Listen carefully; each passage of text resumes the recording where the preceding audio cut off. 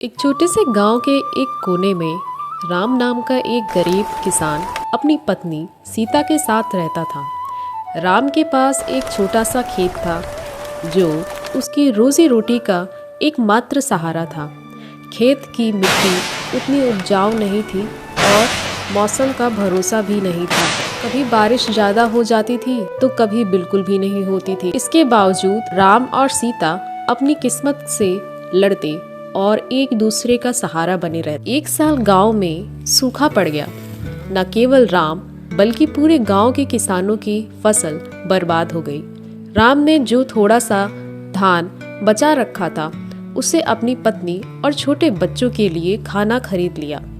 लेकिन जैसे जैसे दिन बीतते गए उनके बर्तन खाली होने लगे।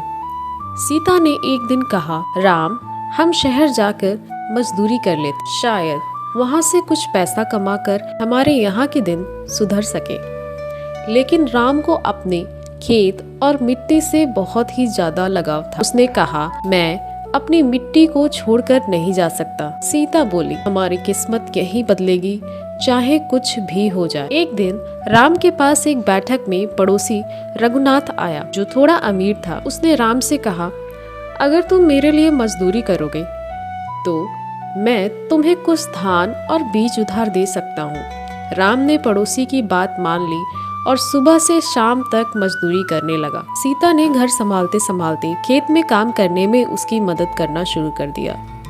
अपने खाने के लिए दोनों सिर्फ एक रोटी खाते और बचा हुआ सब धान, बीज और मिट्टी को बेहतर बनाने में लगाते। दिन काफी कठिन थे, लेकिन सीता और राम के बीच में प्यार और विश्वास काफी गहरा था। सीता अक्सर कहती, राम, एक दिन हमारी फसल बहुत अच्छी होगी, हमारे खेत हरियाली से भर जाएंगे।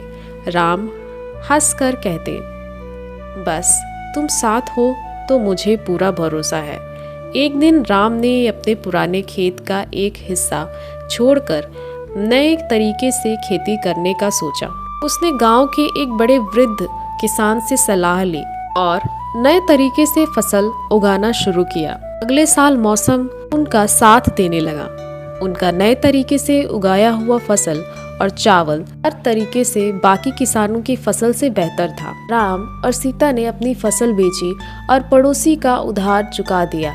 उन्होंने जो धान बचा उससे एक छोटा सा नाला बनाया ताकि अगले साल में पानी से जुड़े हुए समस्याओं का सामना न करना पड़े। धीरे धीरे उन्होंने अपने खेत को बढ़ाया और दूसरे गांव के बाजार में अपनी फसल बेचने लगे। सीता के सूझबूझ और राम के संघर्ष की मिसाल पूरे गांव में चर्चित हो गई थी। उन्होंने बाकी गरीब किसानों की भी मदद करनी शुरू की।